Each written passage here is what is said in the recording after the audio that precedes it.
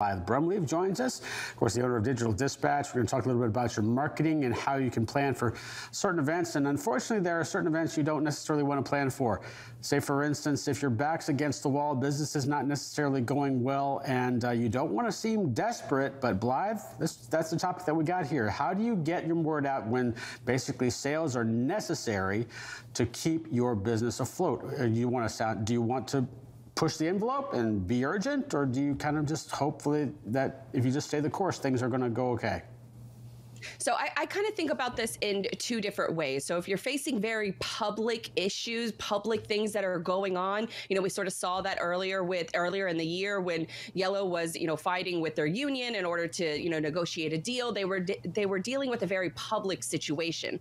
Whereas more recently, you've had more private situations such as Convoy that has then come to the light very abruptly. And so if you think about it in two different ways, if you're facing a very public issue, then your messaging is changing on social media, because that is your direct communication to, just everyone on various different social media platforms. Whereas if you are dealing with like a Convoy situation where it's very private matters, you can kind of hear some rumors, hear some rumblings. I believe that you should be focusing on just business as usual when it comes to your social media. And that's largely how they handled it. Speaking of Convoy, of course, they were posting just as recently as, 12 days ago, October 13th, on their various social media platforms, and there's, just 12 days later, there's a few negative comments on a variety of different posts. And that kind of, when you sort of post as business as usual, then you kind of leave yourself open for a lot of that different commentary, especially from people that may not know the details of everything that's going on within,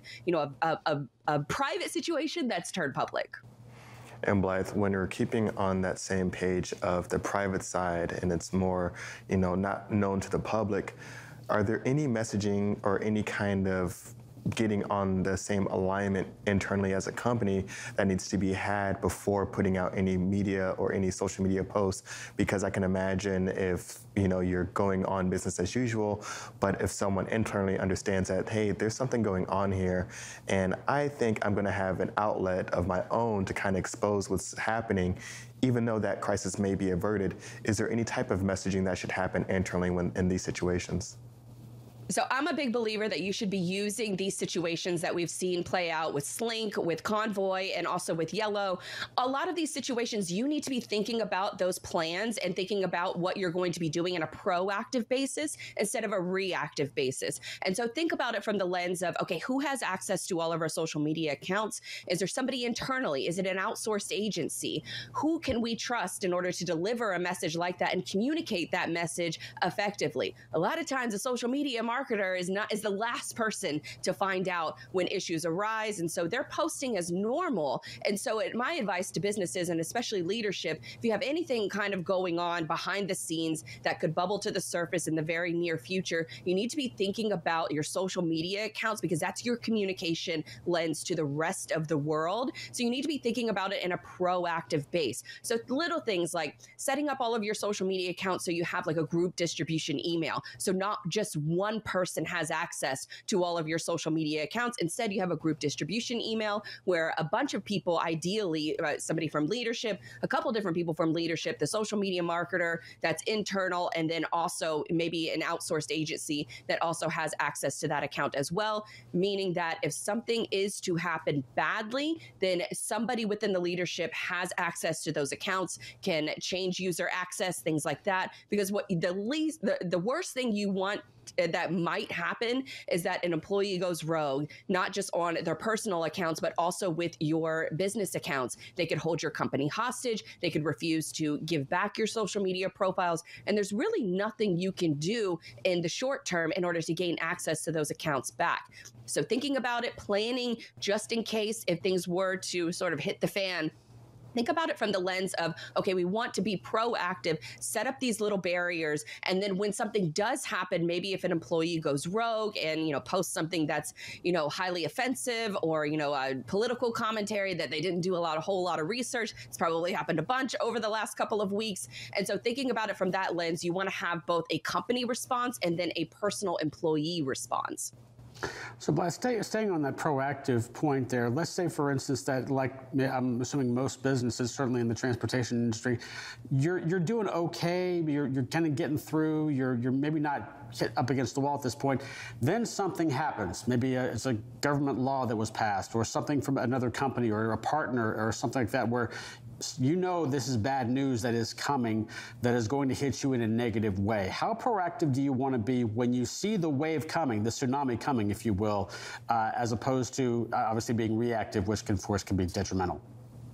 So I'm a big fan of also just not posting at all and just not putting any messages out there. So a lot of social media platforms now have a pause all tweets, pause all posts. You can also limit comments in case, you know, you're on the other end of, say, you know, somebody is trying to cancel you or somebody is trying to dox you. You can limit your comments. You can go private on your different accounts and just don't post anything. Just wait it out. And especially if it's from the employer brand accounts, you're doing no harm to your brand if you just stay silent. And I mean, stay silent completely. Don't like any post, don't retweet, don't reply, you know, little things like this on a variety of different platforms. You know, you can go through right now on LinkedIn and you can check every single post that someone has liked from their profile, has commented on, has posted themselves. So it's not just the things that you post from your account, but it's also the things that you like and you engage with. On a couple different platforms, you can actually see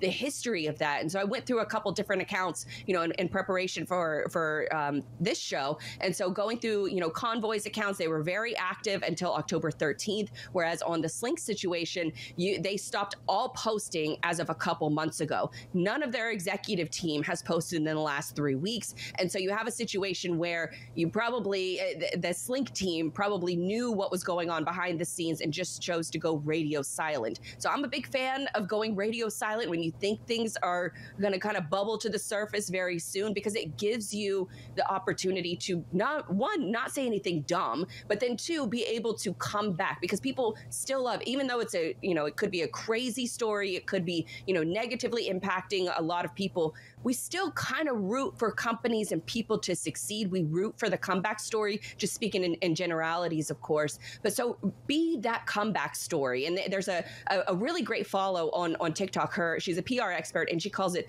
it's Molly McPherson, and she has a framework for what she likes to work through. And she's been using this framework on famous situations such as the Writers Actors Guild strike, and then also with, you know, a Lizzo situation where Lizzo, the singer, is also facing a lot of backlash. And she says that the 3-step framework is to deny any wrongdoing. The next step is to diminish claims from the accusers or media. And then finally is to rebuild the brand and the image. And so by following that framework, both on a social media side of things and then in an interview side of things, you can't unsee it once you notice it, that a lot of these sort of sit-down interviews with like the Gayle Kings of the world, they follow that framework specifically in the interview as well. So it's a multifaceted campaign, and PR, you know, it's a wild world. And I think for a long time, people didn't value PR, but for now, you're seeing it for a lot of these different companies and a lot of these brands, that PR can be both proactive and reactive. And then it's how you choose to communicate with the world using social media.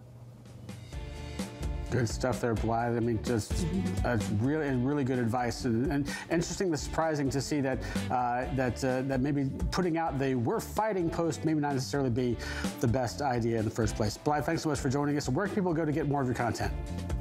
You can check out everythingislogistics.com. That's where all my socials, podcasts, you know, all that good stuff is there. Awesome, Blythe. Thanks so much for joining us this morning. We'll be sure to follow up with you again in the coming weeks. Right now, we're going to take a quick break, but we'll be right back with more Waves Now.